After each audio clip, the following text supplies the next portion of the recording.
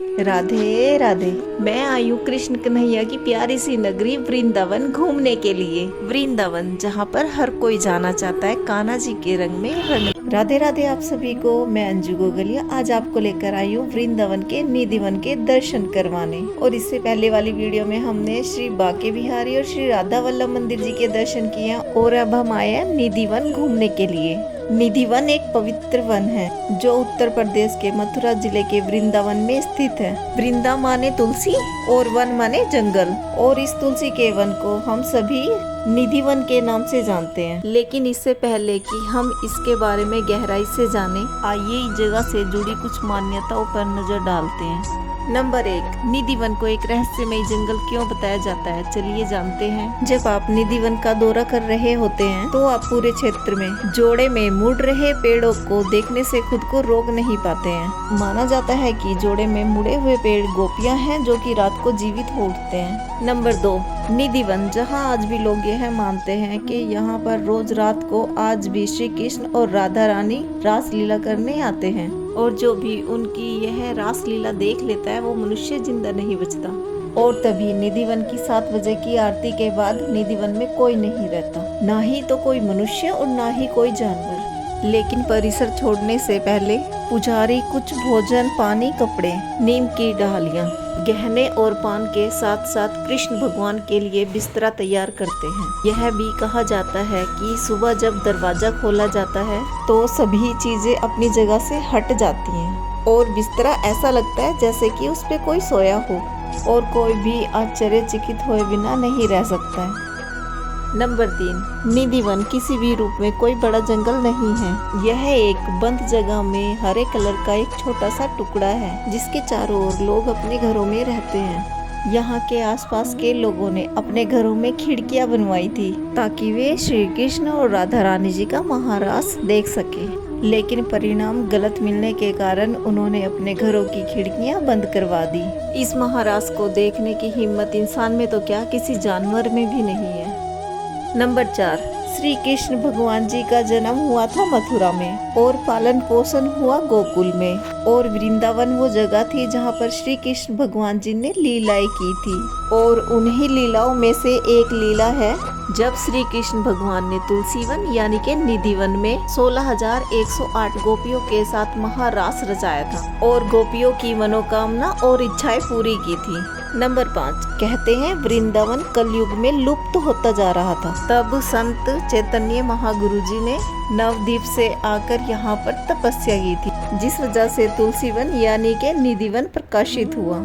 और यह एक चमत्कार ही है क्योंकि कलयुग में भी मधुवन यानी के निधिवन मौजूद है।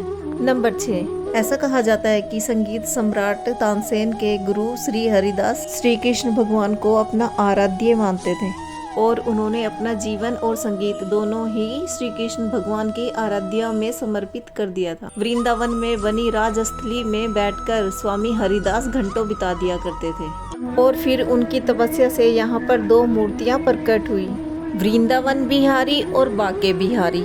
जो वृंदावन बांके बिहारी जी की मूर्ति है उसके दर्शन आप आज भी वृंदावन के निधिवन में कर सकते हैं। वो मूर्ति है श्री कृष्ण भगवान जी के बड़े भाई बलराम जी की, और जो दूसरी मूर्ति है कुंज बिहारी जी की, वो निधिवन से 2 किलोमीटर की दूरी पर स्थापित कर दी गई और जिसे हम आज भी बांके बिहारी मंदिर के नाम से जानते हैं। नंबर 7, हमारे घरों में जो हम तुलसी उगाते हैं उनका नाम है रामा तुलसी और श्यामा तुलसी। जो रामा तुलसी है वो हरे कलर की होती है और जो श्यामा तुलसी होती है वो हल्के बैंगनी कलर की होती है। लेकिन जो तुलसी निधिवन में है उसे वन तुलसी के नाम से जाना जाता है। वास्तव में ये तुलसी के पेड़ श्री कृष्ण भगवान के टाइम की गोपियां हैं, और तभी श्री कृष्ण भगवान आज भी रोज रात को यहाँ पर रास लीला रचाने आते हैं। नंबर 8, जब आप इन तुलसी के पेड़ों को ऊपर की साइड से देखते हो तो ये बड़े हरे भरे लगते हैं, लेकिन आप इनकी जड़ों की साइड देखते हैं तो ये बड़े सूखे लगते हैं।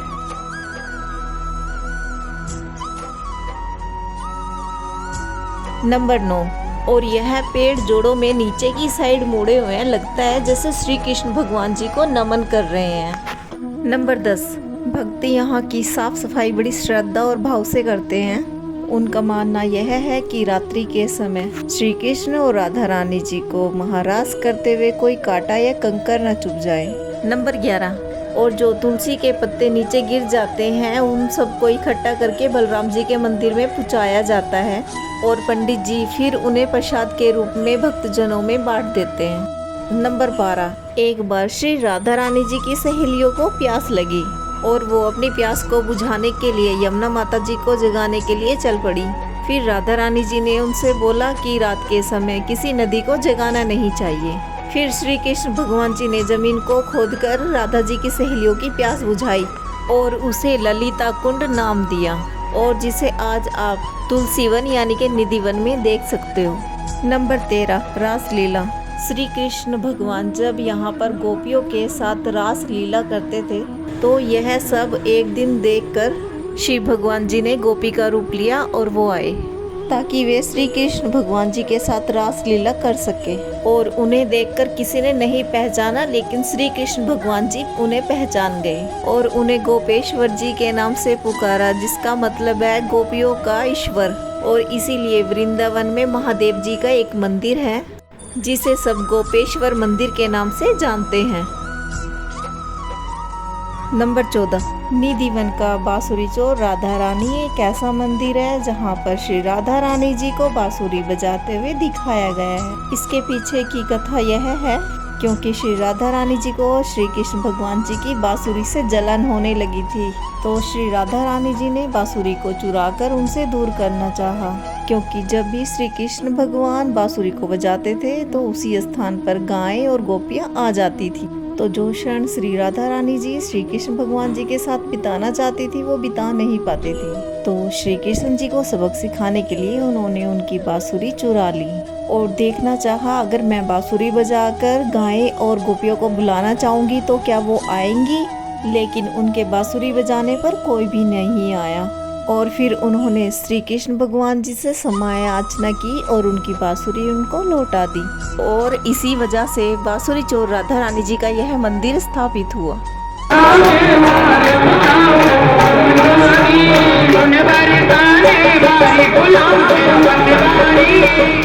नंबर 15, भक्तजनों की समाधि।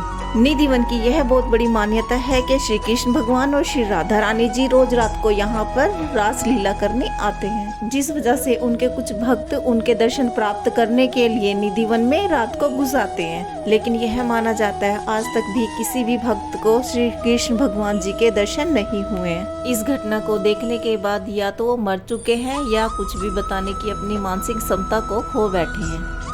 और अगली सुबह जब निधिवन का दरवाजा खोला जाता है उस भक्त का मृत शरीर वहां पर पाया जाता है और उन भक्तों की समाधि आप निधिवन को घूमते हुए देख सकते हैं। और अब हम चलेंगे वृंदावन बिहारी जी के दर्शन करने, जो कि निधिवन के बिल्कुल साथ में ही है। अगर आपको वीडियो अच्छी लगी है तो एक लाइक और कमेंट बॉक्स में राधे राधे जरूर लिखिए। तो बोलिए राधे राधे।